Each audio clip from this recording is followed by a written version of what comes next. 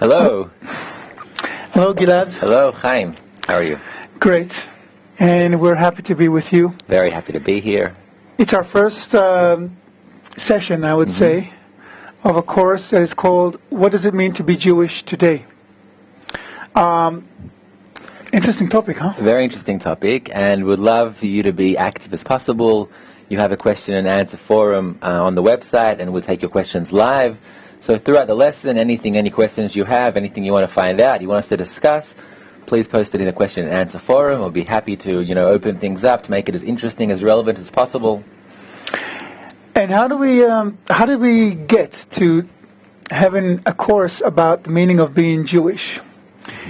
Well, here, this book, like a bundle of reeds, why unity and mutual guarantee are the call of the hour today. This is the reason why we are here. I've been translating Dr. Lightman's books for over 10 years now, and I've been the executive editor of Lightman Kabbalah Publishers for about that long as well, if not longer actually. And this is his most recent book that talks about this topic, about being Jewish. And in this book, he presents a very, I would say, a very serious prediction of the trend, the direction in which humanity is going, and how it relates specifically to Jews and the role of Jews in the scheme of things. Now, it's a very serious and it's a very central position that Jews take in this scheme. And in light of the fact that everything he has predicted in this book, which was published a year and a half ago, is coming true even sooner than he expected, then we thought it is urgent that we make known the message in this book as quickly and as broadly as possible, because we think it is indeed the call of the hour. Just to show you what we are referring to, just today there was another anti-Semitic incident in Brooklyn, and in Israel, Tuesday morning there was another terrorist attack. But this isn't just, these aren't isolated cases. Anti-Semitism has been rising exponentially over the last few years, and this year it's taken a completely obvious manifestation, I would say, worldwide. Gilad, if you can just scroll down. Yep. Over this, we've made a Google Doc, just a plain Google Doc that shows a selection of anti-Semitic incidents that have happened throughout 2014. This is it doesn't even scratch the surface of what is actually happening, but it just goes to show you the situation. Just scroll down slowly so they can read the titles.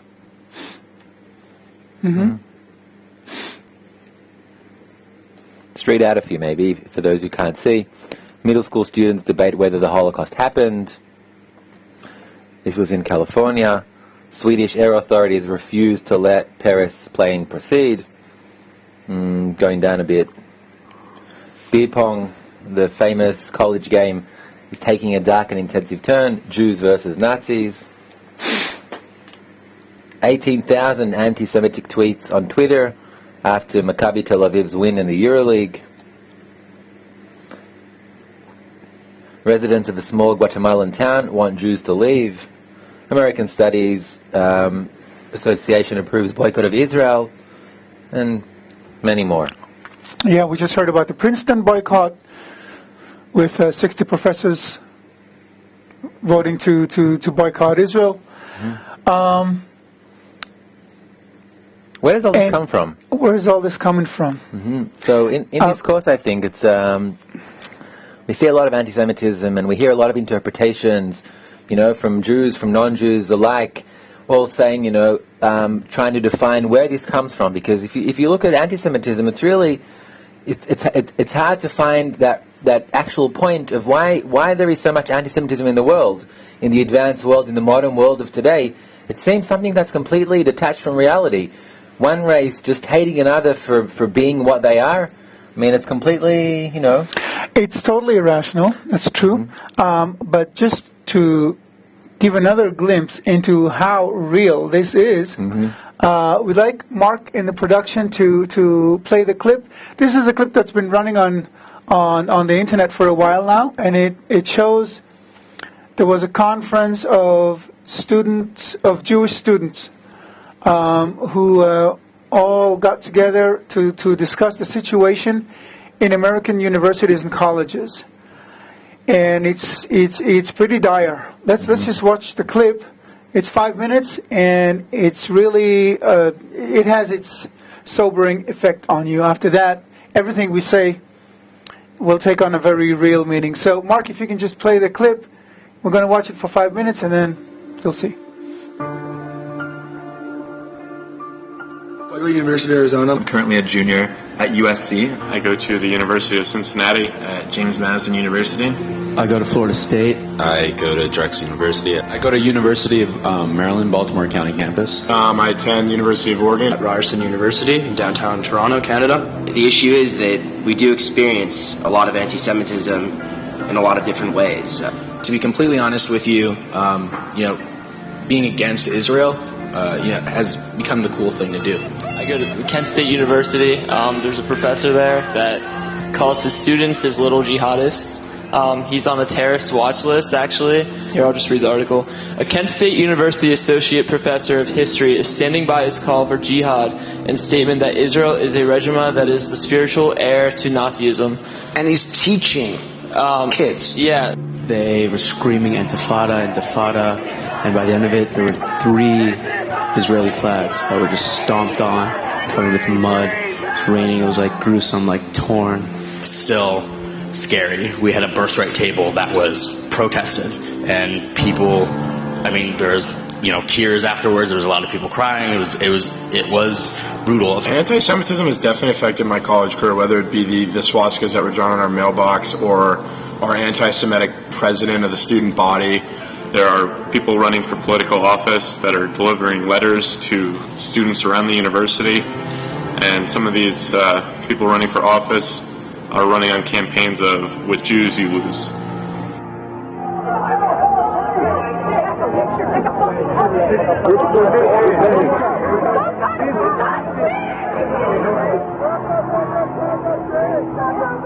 What happened to me last semester, March 2nd, I remember the date always well. This guy came up to our house and he tried to come in with alcohol. I don't know who he is. I'm not going to let someone in. It's a risk. I tell him politely to leave. At that point, he starts backing off with his hand raised, saluting Hitler. He runs into a house right next to our house and comes out with 20 guys. At that point, I see that a fight is about to start. I, as president, run over to stop their progress from going to our house with a couple other guys, and I start talking. We don't want to fight, we don't want anything like that, nothing like that at all. And at that point, I am struck from behind and knocked unconscious. I don't really remember much after that. I know I was hospitalized. I was in the hospital for 3 weeks, ICU for 10 days. I had a skull fracture, lower back fracture, bleeding in the brain, and a concussion. It's just sad to see, honestly. There was about 800 of them on one side, and there was about 6 of us on the other side. And 50 of them crossed over the road and actually, got on their faces, started yelling, kill the Jews, Hitler was right, and started saying, baby killer and stuff. And then we just started kind of getting attacked. I had a concussion. My sister was punched in the face, grabbed by the hair and pulled to the ground. My mom was punched in the stomach and pushed to the ground.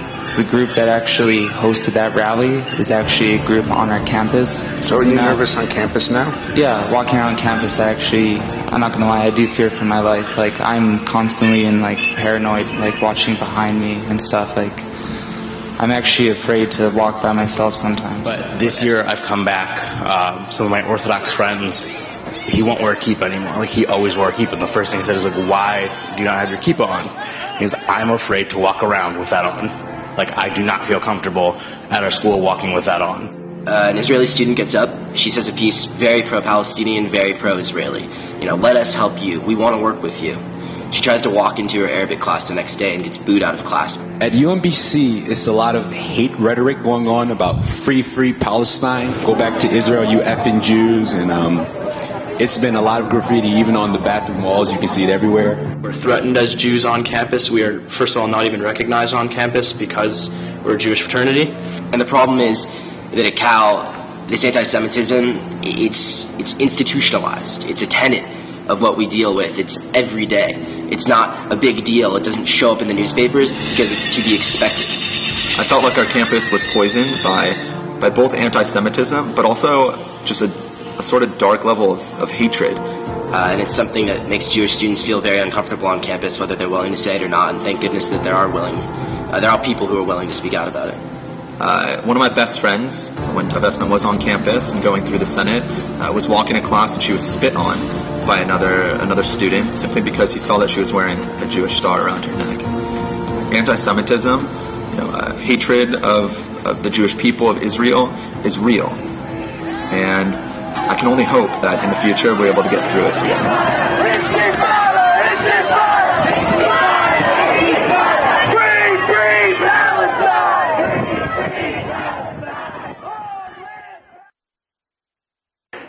I can only hope that in the future we'll be able to get through it together.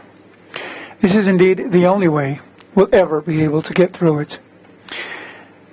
But I grew up in Australia, and I remember as a kid, I grew up in a Jewish neighborhood, Caulfield in Melbourne, and I always remembered that it was, being Jewish was being different, slightly, in a way, but I don't remember like that. I don't remember it being... It's never been like that. Mm-hmm. It's really something like just watching that clip, you don't have to say many words after it. You can really feel what those students are going through, and it's a serious problem. Whenever Dr. Lightman lectures about anti-Semitism, he always says, but if everyone says you are to blame, everyone, the whole world, maybe they're right.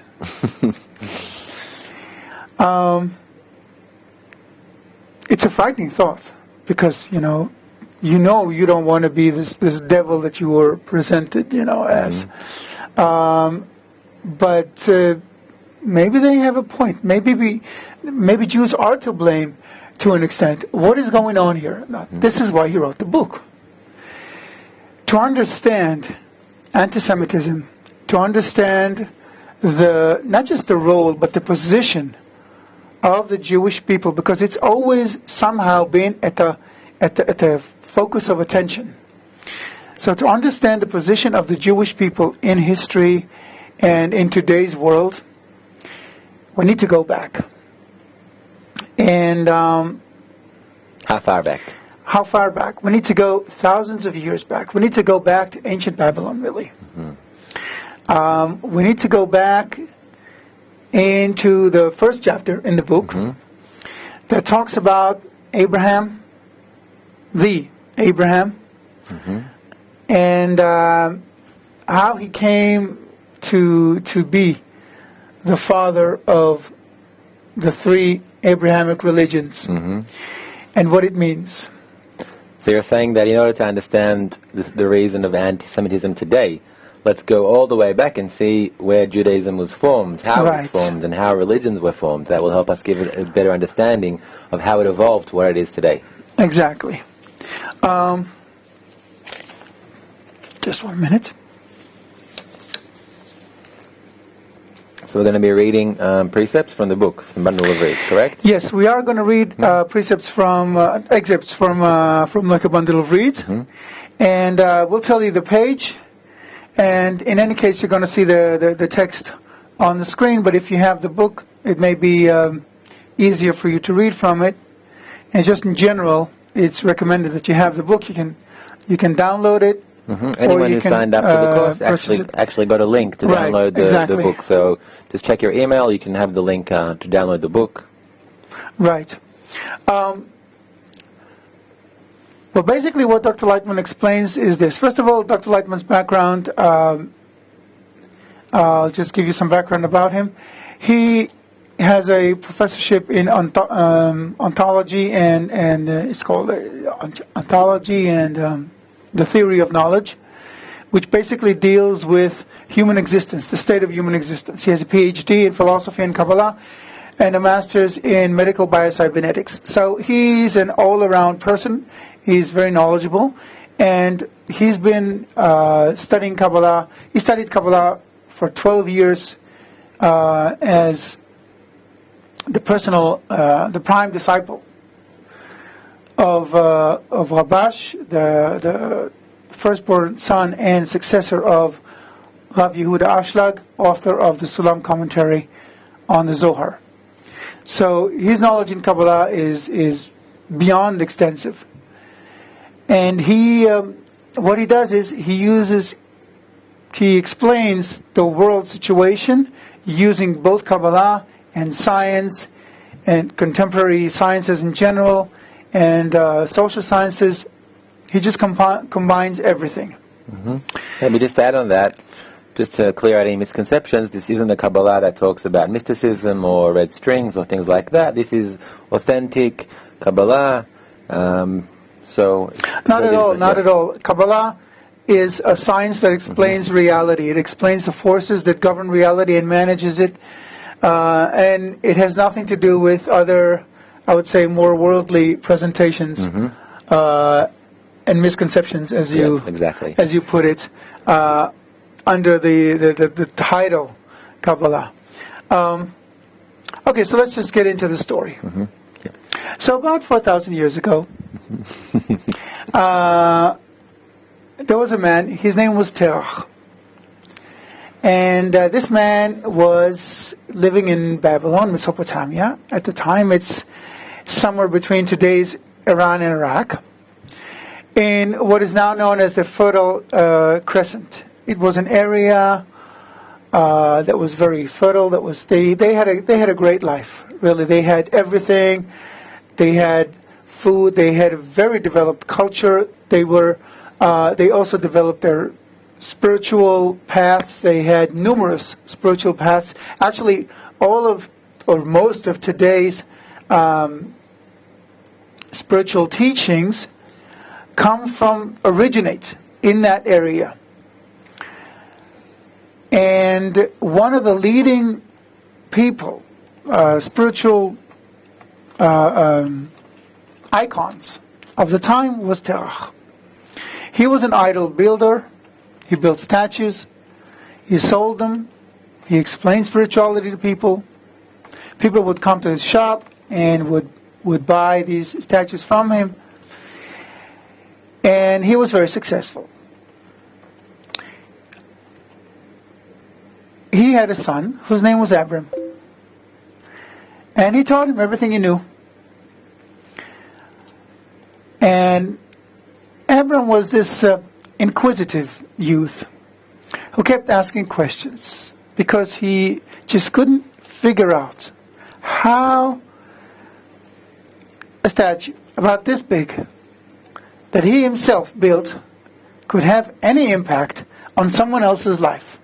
And not only that, other people would come and sacrifice before these statues and hope that by sacrificing anything from wheat to flour to doves to bigger animals, by sacrificing before them, somehow their lives would improve. It just didn't make sense to him.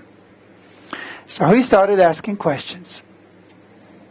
And at this point, I just want to stop for a minute and say that the sources Dr. Lightman uses in this book are authentic Jewish sources that go from anywhere from the Gemara, Midrash, Jewish sages throughout the ages, Maimonides. It is the Jewish explanation of the development of the Jewish people, the Hebrews, and the perception of reality as it is explained in authentic Judaism sources. Okay? Now, historians have all kinds of ideas about what really happened. This book does not try to argue or compare other schools. It states what the Jewish sources state, and some of what non-Jewish sources, such as Christian sources, also state, primarily about the Jews. So we're not going to have a discussion here, a historic discussion that talks about all kinds of trends and whether or not Nimrod actually lived in Abraham's time and all kinds of things that may or may not have happened. We're presenting what the Jewish tradition, authentic sources present. And that's the idea of the book. And we want to present this idea because at the bottom of the book is not history. What's important here is to understand a concept that states that if we do one thing that we will soon explain, all of our problems will be solved. Anti-Semitism, but not just anti-Semitism, but all of the ills of contemporary human society throughout the world. And this is why we think this book is so important. So, Abraham started thinking.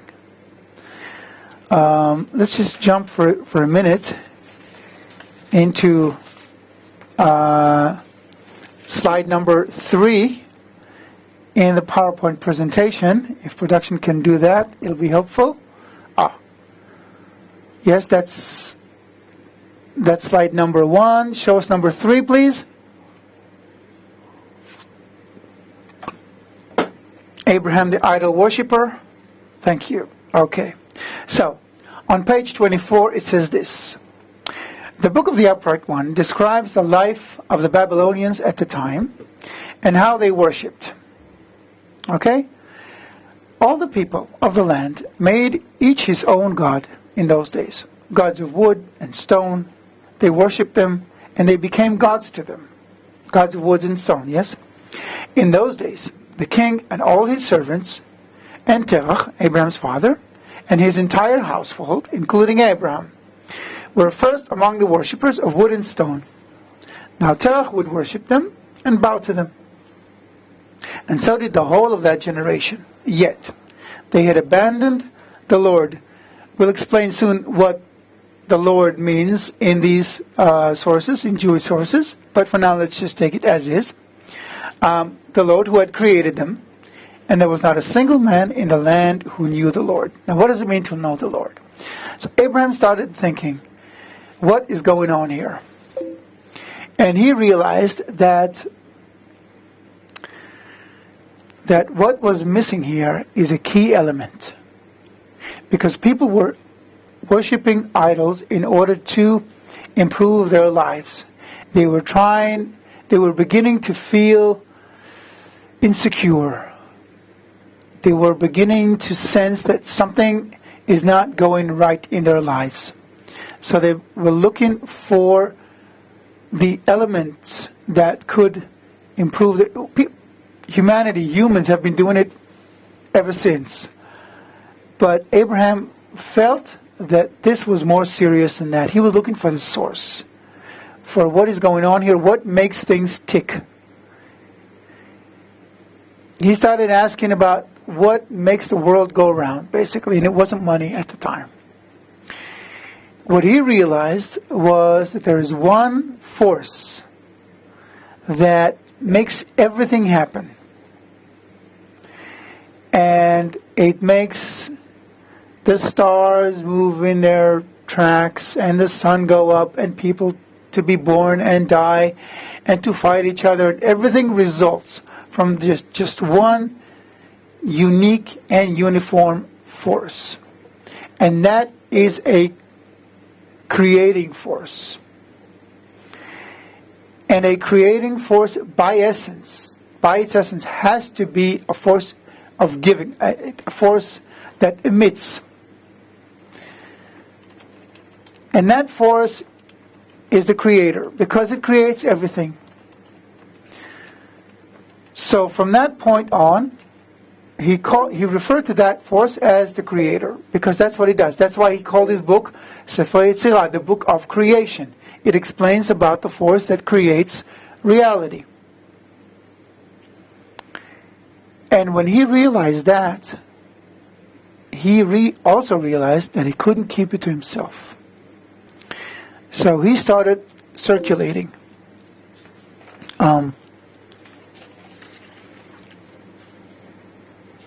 Here, go to slide number 6. I'm sorry, 5. Number 5. My mistake. This is number 6. Show slide number 5. Right. So, this is what Abraham discovered, according to Maimonides. Maimonides was a 12th century sage. He was very well versed in all the authentic sources. The Rambam, yeah? Yes. And he wrote extensively in Mishneh Torah, which is his primary composition, about how Abraham discovered this force. So he writes this: Abraham attained the path of truth and knew that there is one God who leads, that he created everything, and that in all that there is no God but him. There is no other creator but him. So what he did, show slide number 7, please. Abraham did not keep his discovery to himself, yes,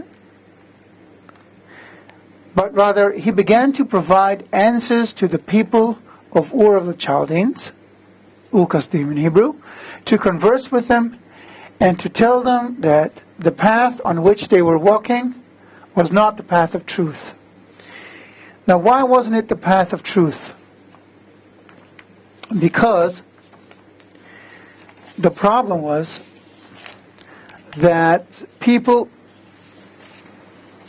were not actually having a good life. If you look at slide number 4, you will see that the problem with the Babylonian society of the time was that their society was falling apart. They were growing increasingly alienated toward each other. They started hating each other. And the society was disintegrating. Up until then, they were in a situation where they felt connected. They all lived in a pretty big community, but it felt like a community. And now it was missing. And when that happens, you start feeling insecure because you can no longer trust your neighbor. You can no longer trust your child's teacher. You can no longer trust the people you trade with. And it actually sounds quite familiar. What you're describing, that happened a few thousand years ago. It sounds very, it does, doesn't it? Very relevant and up to date of what's happening today, really. So, yeah, and actually, today's world is called modern day Babylon by many people. Mm-hmm. And this is actually why Abraham's discovery of that one force is so relevant to today, because he offered a solution that was rejected at the time. Mm-hmm. And people went another way, but eventually, as we see, we ended up being in Babylon. Mm-hmm. But it wasn't rejected by everyone. Well, it wasn't rejected by everyone. Some people went with Abraham. Maimonides. Actually, some tens of thousands, according to Maimonides. But again, out of a population of, they had something around 3 million people in that area at the time. So this was not a lot. And they were confronted by the ruler of the time, Nimrod, who, by the way, his name is very symbolic, because Nimrod comes from the word limrod, to rebel. He rebelled against the Creator, against the idea of one force. But basically what Abraham discovered was that force, if you went with the law of that, with this principle, then everything would be okay. Because the principle was very simple. Everything comes from one source, which makes all the people basically one entity. So from that, he realized that unity of people was the key solution, the key to the solution. That if people united, everything would be okay. And that coincides with how they felt prior to this emerging alienation between them. As long as they felt united, they felt good. So basically the sense of unity isn't just being, being moral or something. It's more than that. It's actually being similar to that force. So it's like if you have gravity, you can either take it into account or not. But it's recommended that you do. Otherwise, you won't be very successful if you build something without taking that force into account. So it's similar here. There's this joke about the optimist who says, "Yeah, sure, I can fly," and he jumps off a 10-story building, and people, in the lower floors, they ask, they look outside, and he looks into the windows and says, "You see, so far so good." That's pretty much our situation. Yep. So that's what Abraham discovered, and he realized the situation was pretty dire, and he started disseminating as far and as wide as he could. But he was confronted by the ruler, and the ruler, Nimrod, had a completely different frame of mind. And in that confrontation, Abraham was forced out of Babylon, and he started moving with the people that he did manage to convince, who later became his students, and of course his family. And they moved out of Babylon into what was then the land of Canaan. Along the way, they continued to disseminate. You can see it all throughout the first chapter in the book. So that's actually the tent that's written about in the Bible. That Abraham opened his tent. Yes, exactly. In 4 directions, and invited everyone who wants to join in. Yes, he and his wife Sarah, they had 2 tents. They taught the men and the women separately for reasons that we will not get into at this point, but that's what Maimonides describes. Actually, not Maimonides, Midrash Rabbah. So they were teaching, Abraham and his wife Sarah, they were teaching people about what? About the power of unity. And about how all we need to do basically is unite above the alienation we feel, the egoism that was intensifying all over the world, all over that old world.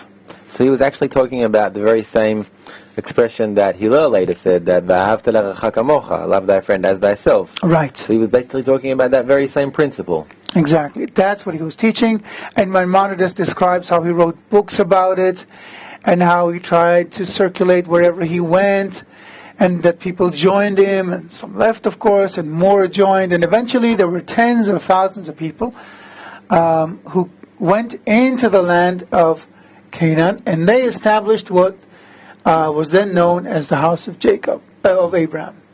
And then Maimonides goes on to describe how Abraham didn't just teach his contemporaries, but he also bequeathed his teaching to his sons and to his students who continued after him, and he describes how this is what Isaac and then Jacob all taught. And eventually a nation was formed. And this is something that's crucial to understand, that Judaism is not a genetic affiliation. It is a spiritual path, a spiritual affiliation. The people who first founded the Jewish nation came from everywhere in the ancient world. All you had to do to become part of that ancient Jewish nation, which was not called Jewish at the time, was Hebrews, Israelites, but it became eventually what we now know as Jews. So those people were not from a certain genetic lineage. They had no specific hereditary traits. All they had was an idea that they all agreed to. This is why today, still today, anyone can become Jewish. The thing is, though, that if you become Jewish, you cannot unjew yourself. Because once you've adopted this idea, you can't go back. There'll always be a part of you that sticks to that idea. Because once you've perceived the idea that everything is one, you can no longer believe that not everything is one. And that was a significant divergence from everything else that was going on in that ancient world, which believed in card reading, in everything that has to do with divination came from that ancient world. So it's interesting. So actually, the foundation of the Jewish nation, of the Jewish people, is actually just a common desire to understand the laws of nature, to understand reality, to not be satisfied by idol worshipping or card reading or other such thoughts and ideas of materializing this concept, but of people who understood that there is maybe a greater force, a more conclusive force governing reality. And those people, regardless of where they came from, regardless of their background, they shared this common desire, and they came to study with Abraham. They followed Abraham, and they later became what we know of today, that is the Jewish nation. Right, exactly. Actually, the word Jew in Hebrew is Yehudi. It comes from the word Yehudi, meaning united, or unique, meaning that there's one unique force that governs everything. That's the meaning of the word Jew, to be Jewish. That's what it means to be Jewish. So, and even today, according to Dr. Lightman, if you have no perception of that unique force, then externally or biologically you may be a Jew or a non-Jew. But if you don't have that perception, or at least an aspiration to perceive that, then internally you're not Jewish. It doesn't matter if you were born Jewish or you were born not Jewish. But if you do have that inclination, then even if you were not born to a Jewish mother, then you are internally, at least in part, Jewish. That's exactly what Jeanette, we have a question from Jeanette. She says, if anyone can be a spiritual Jew, then who are the hereditary Jewish people?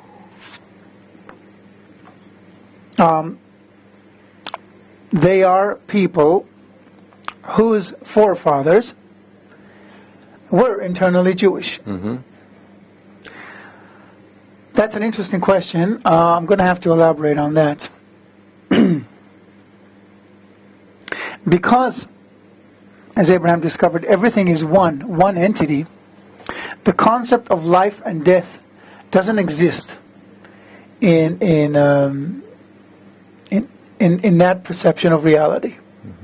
What exists is an evolution of desires. That's exactly the topic of chapter number 2. We'll get to that in the next lesson. But just to give you that explanation in brief, an evolution of desires means that you overcome your current desires, your current egoism, and you unite them within you and between you. And as you become one, you've attained a certain part in you that will eternally be one. And that part remains because there is no beginning and end, but everything is an evolution of desires. That's the whole of reality. Then a part of each of us, really, has that level of oneness that was attained previously. We are unconscious that that part exists in us. We're unaware of it. But it's there, buried underneath. Today's biological Jews are people whose forefathers did attain it. So there's a part in every modern day Jew that has like that inkling toward unity, toward discovering that unified force. I think that especially today, even though that force maybe is today concealed from most Jewish people, but I think that today we can see that when we have hard times, then that point kind of awakens. I think it was very, very evident in Israel in recent Tzuk Eitan, in the operation in Gaza Strip.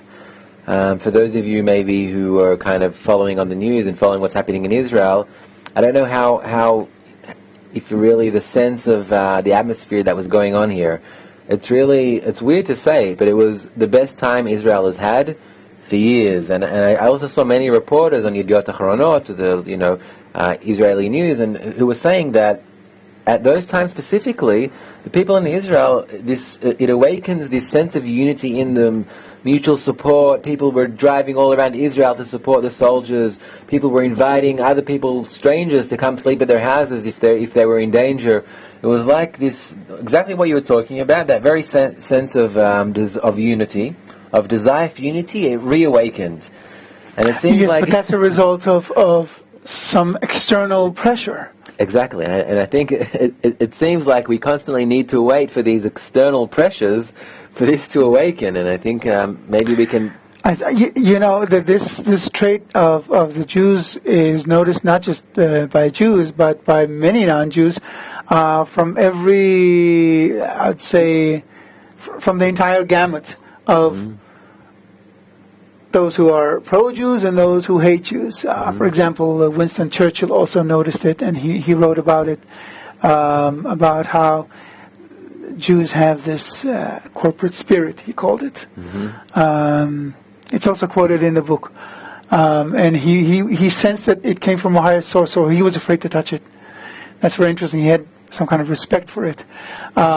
Hitler had a loathing for it. He wrote in Mein Kampf that Jews unite only when they are oppressed and when they are persecuted.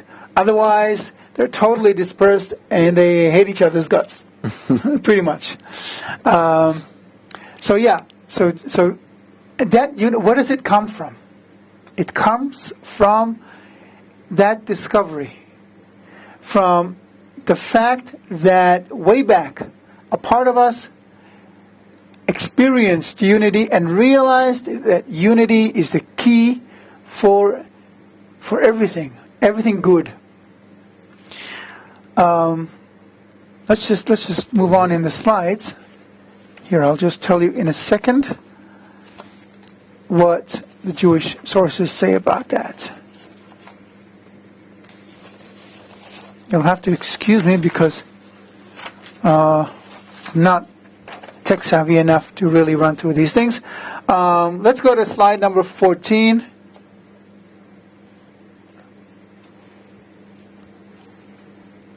Yeah.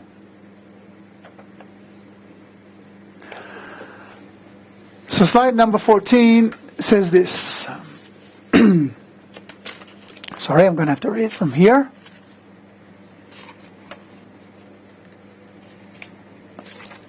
Right.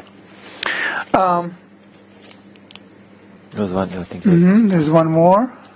Right. Unity above everything else.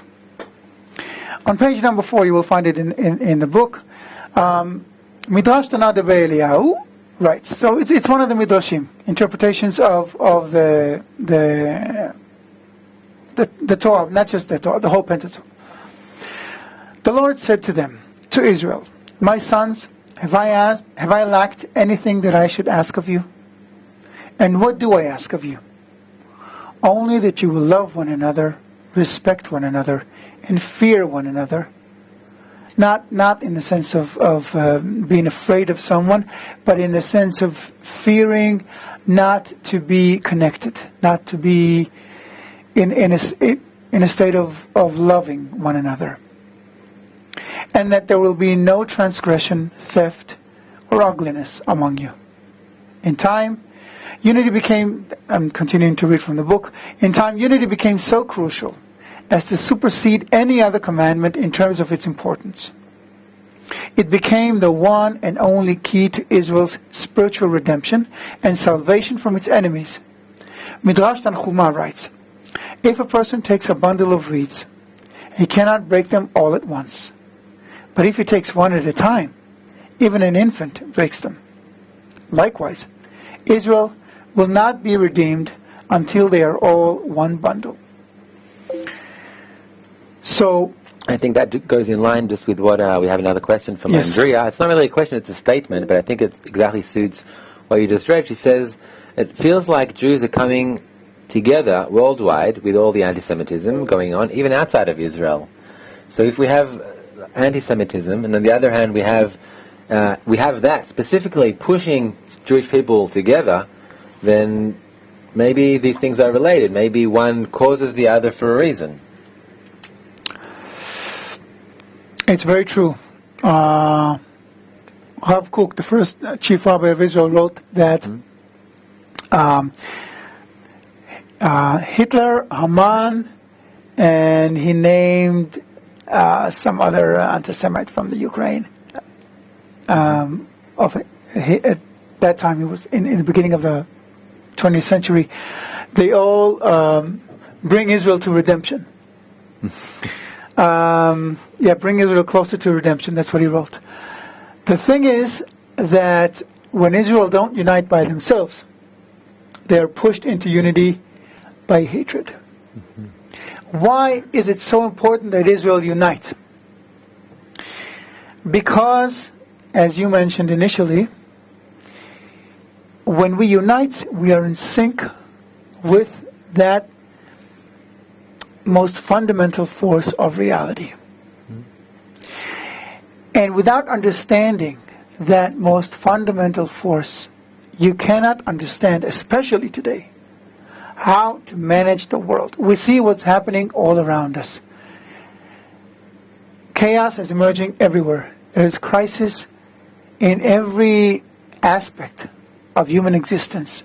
Family, economy, society in general, education, you name it. International relations. We don't know how to manage our world anymore. And why?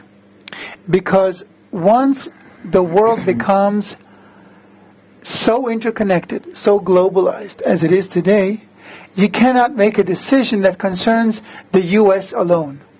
Russia cannot invade the Ukraine and expect to get away with it. It just doesn't work. It affects everyone. You cannot leave West Africa to deal with Ebola by itself. If you do that, you end up getting a worldwide pandemic. The world left West Africa to deal with AIDS on its own. The result, we know the result.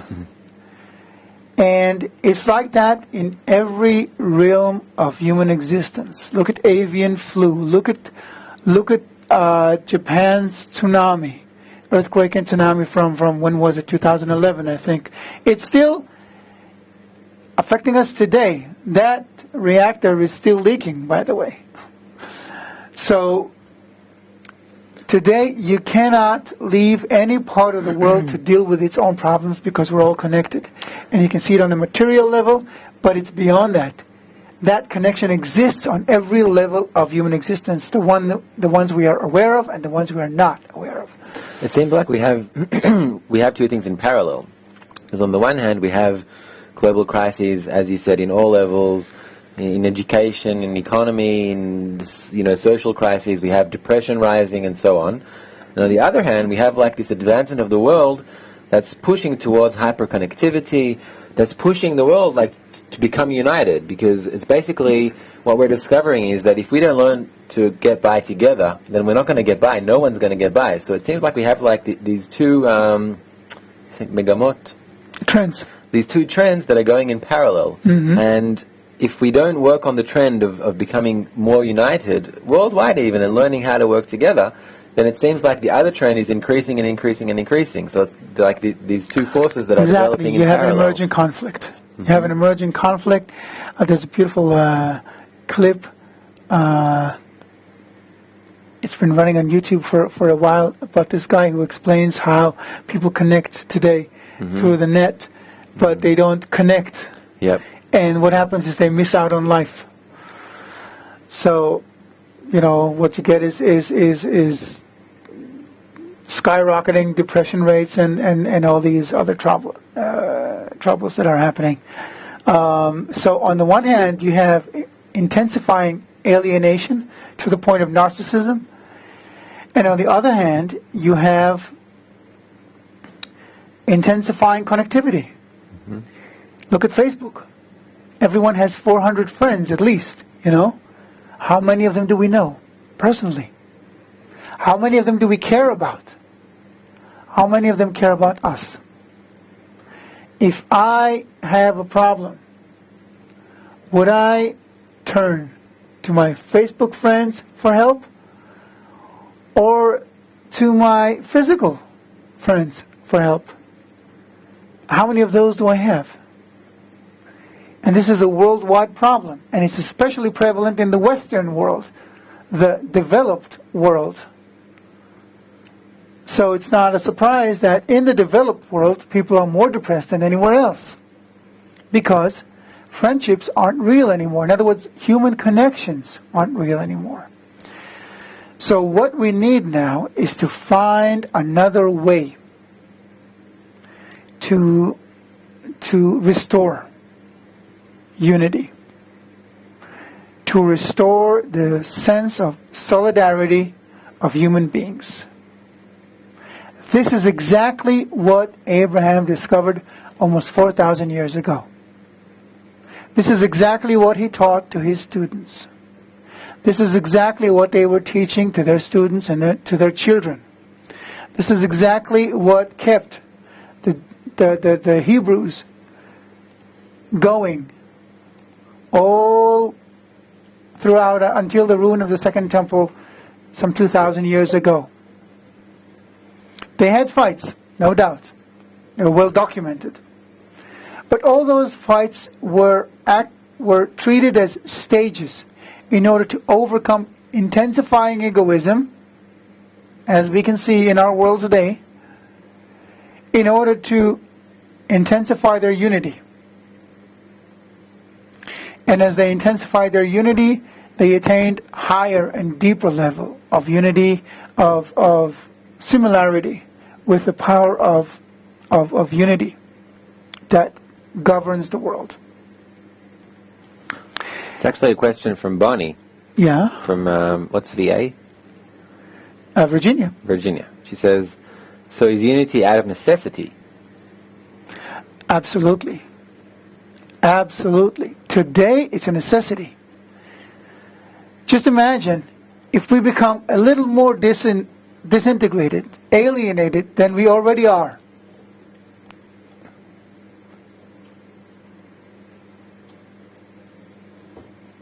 Really, we're looking at a disaster. People are already talking about a third world war. You know what? There might not be even a third world war because armies won't be able to work together in order to fight a war. It'll just be, I don't know, maybe everyone against everyone. The situation is only getting worse as we can see it.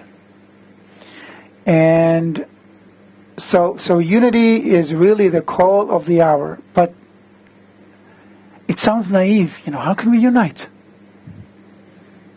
How can people unite these days? People hate each other's guts. They can't marry. And if they marry, they can't maintain their marriages.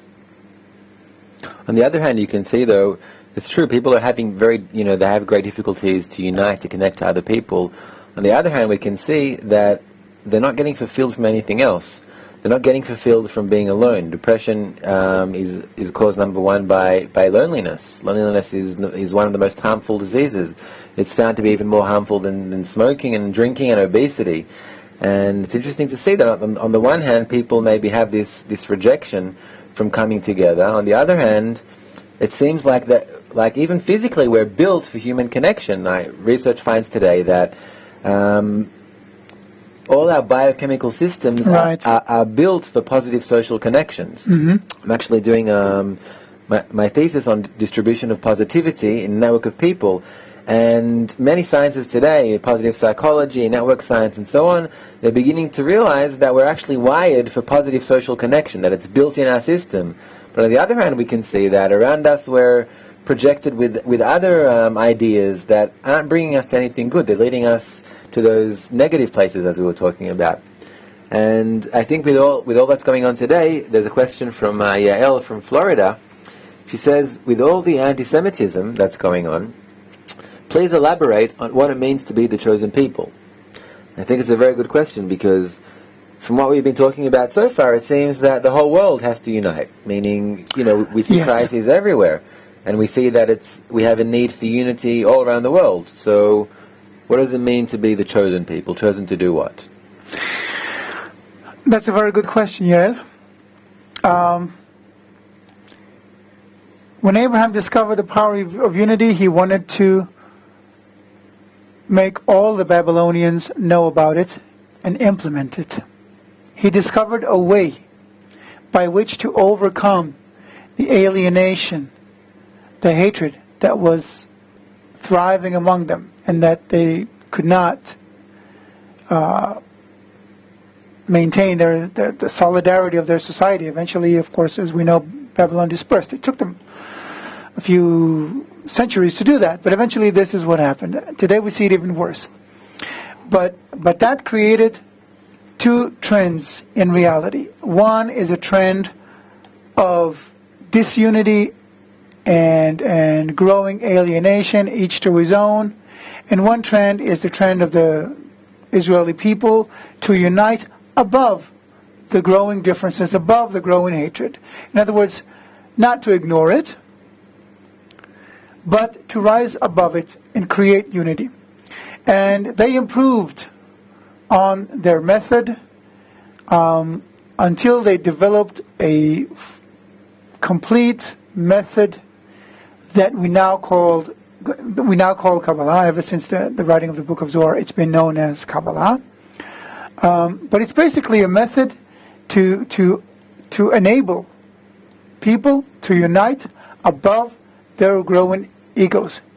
Moreover, it's a method that uses the growing ego positively as a means to enhance unity. Now, what happens when you enhance unity is that you become similar to the force that creates reality, and by that you understand how to manage your life. Now, 2,000 years ago, the Jewish people lost its ability to rise above the ego and maintain unity. That caused the ruin of the temple and the dispersion of the Jews throughout the world. Anti-Semitism, at its core, is a grudge against Jews for not teaching people how to unite. Because at that time, when Abraham discovered it, the Babylonians weren't ready. He also couldn't disseminate it to that many people because he was forced out of Babylon. But the need for it is always there. It provides a method by which we can control our lives and make them good.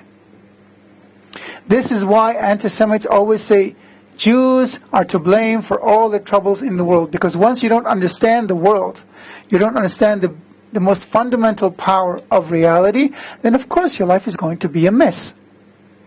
If you're trying to drive from New York to Philadelphia blindfolded, you're not going to get there no matter what. You're going to have accidents. All it takes is for you to open your eyes so you can see the road ahead of you and you'll get there. But the only ones who had their eyes open were the Jews. 2,000 years ago, the Jews lost that ability. But the unconscious sensation that Jews hold a secret remains in every non-Jew. And the secret is the secret to unity, to how to attain it. So just imagine that you have this feeling in your gut that there's this person here who knows something that's vitally important to my existence and who's keeping it away from me. He's not letting me know that thing that is so important to my life. How would we feel about that person? This is the essence of Judaism. Think of Mel Gibson's rant when he was stopped a few years ago. Jews cause all the wars in the world. Exactly. By not providing the key to rise above disunity. But Jews don't know that they have this power. So, what's required now is for Jews to learn about this power and to disseminate it, just as Abraham did all those years ago. Maybe we should just reiterate that, because I think that's a very, very important point. So you're saying that because Jews, when they were actually formed, even before they were Jews, in the time of Abraham, like we talked about in the beginning, they searched for that power, that power of nature, you can call it the power that governs reality, and so on. And they found that it's a force of unity, a force that unites people. And then, as they developed into the Jewish people, they became, call it the owners or the experts of that method, the experts of the method of unity, and they reached the ability to unite above their own personal, maybe desires, their own personal self-interest, as we see too much of today, and that made them spiritual. And then 2,000 years ago, what was the destruction of the temple is actually the destruction of their ability to be able to unite. Exactly. The whole Torah describes, the struggles and how, their ego, increases, and then they fight, and then God says, if you don't follow me, then I will punish you. In other words, if you don't rekindle that unity, that force of, reconnect to the force of unity. Adapt yourself to the force of nature. Exactly. Then I will punish you. What does it mean to be punished? It means that you will suffer. Why? Because you're not united. Force. Exactly. Not following that force of nature. Exactly. If you walk, I think Bala Sulam once mentions that you can't go against the law of nature, and it's just like walking off a roof. If you'll be punished, by falling down. Not to fall. Yeah, so it's not really punished. It's basically just not following the laws of nature and suffering the consequences. Like the optimist. Exactly. Yep. So we don't want to be optimists. We want to be realistic. Today, the worse off the world is becoming, the more anti-Semitic it's becoming. Because anti-Semitism is not a question of hating Jews or not hating Jews. It's a question of people needing to discover the key to managing the world, to managing our lives today. So the book explains exactly why it is unity that is the key, and how we can reattain that unity and spread it out. Are there any more questions? Yeah, there are quite a few.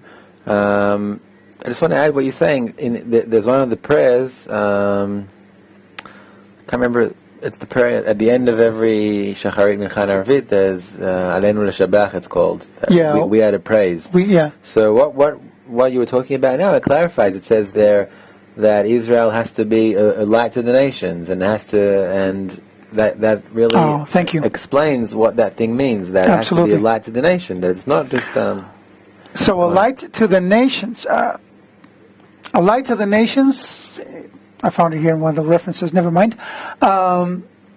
Actually means that we provide the nations with the power of unity. Meaning, we don't provide anything. We don't have the power of unity, but we provide people with a way to unite and to attain that power of unity by themselves. In that sense, we bring them light. Okay?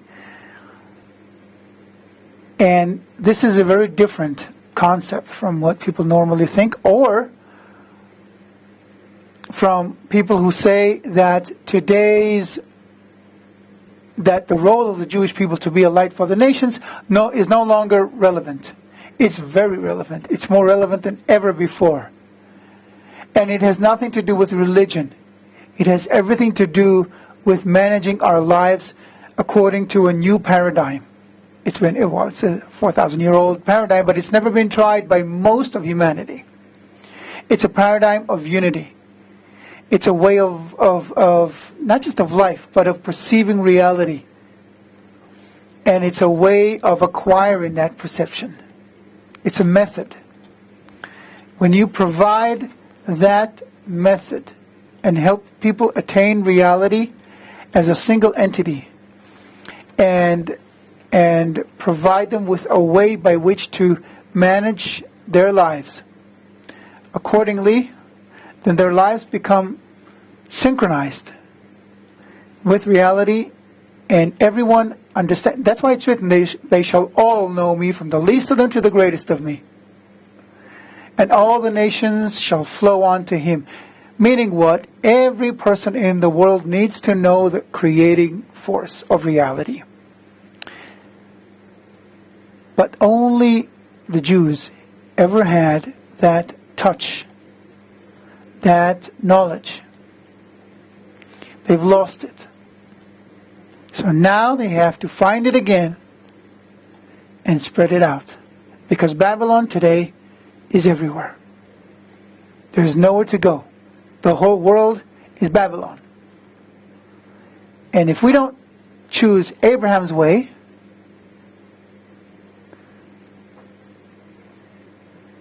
it's going to be bad. Another request from Lynn, from New Orleans. Yes. Lynn says, perhaps you could talk about Tikkun Olam, about repairing the world and its relevance to our world today. I'm very interested in this. This is the meaning of Tikkun Olam. The world is screwed up today. It's malfunctioning. It's broken up. Everyone's broken to pieces. Everyone feels isolated and alienated and whatnot. Tikkun Olam means reuniting the world. Think of a puzzle, okay? We're all one picture. Totally broken into pieces. We have to find how we all fit together as one puzzle. That only together can we create a complete picture. And when we create that complete picture, we will discover reality. This is the picture that we're missing today, in its fullest sense. I think also that's tikkun. Tikkun in Hebrew means to put together, to fix, basically. Right. And that's exactly what we need to fix. That was shattered, that was broken, meaning if something was broken, then it used to be whole. And I think that also can refer to what we're talking about now, about the need of the Jewish people to become one as in not everyone being the same, but to become one as in all working together like a human body that has different organs, different roles in it. Very important point. Yes, absolutely. Exactly. When we talk about unity, we're not talking about sameness, not at all. Because if Gilad and I are identical, then there's no need for both of us. No, really. it talks about complementing one another and actually using each other's differences for our mutual benefit. This is very important. Only when we mutually benefit from each other's differences do we want to unite. Because then the more different he is from me, the better it is for both of us. I just have to give an example. It's semi-related, but it makes that like a powerful point. So there were a group of researchers, two different groups, that were finding a solution to some problem that came through their research. They were finding a solution to the same problem. One group was a group of E. coli experts. They were all experts of E. coli, and the problem was E. coli related. The other group was very diverse. They had only one E. coli expert and a group of other experts as well, a physicist, a chemist, a biologist, and so on. The E. coli experts, they kind of went, brute attack to the problem. They found a solution in 3 weeks. How long did it take the other group to find a solution? 3 days, 3 hours? 10 minutes. 10 minutes. 10 minutes. 10 minutes, true story. And I think it makes, it just resembles what you were saying, that it's okay. Jewish people are very diverse all around the world. There are a lot of people that are very, very different. And what we're talking about here isn't making everyone the same. In Hebrew, there's like a phrase. It says achdut, meaning unity, but not having not everyone being the same. Yeah. And I think that's when, especially with the Jewish people that are all around the world and from all different, being part of different cultures and so on. If we really unite, I think then our potential is endless. It's really unbelievable potential. And in that we can be a light for the nations. We can be a role model of embracing our differences and creating unity above it. And in that we can be an example to the world. The world is looking at us anyway, at Jews. So why not serve as a role model of uniting above differences? That is what the nations expect from us, according to what the Jewish sources write. In the next lesson, we're going to talk about how this came about, how everything is basically an evolution of desires, of egoism, basically, and how to rise over it. That's going to be the topic of our next lesson. And we hope that we helped educate a little bit. Yeah, help deepen the understanding maybe. And deeper the understanding of of what's what is happening today Exactly. and why it's happening. And it's only the first lesson. We still have a few more lessons to go. And throughout the course we're going to deepen. There are probably a lot of questions that you still have, a lot of things that we didn't get a chance to answer.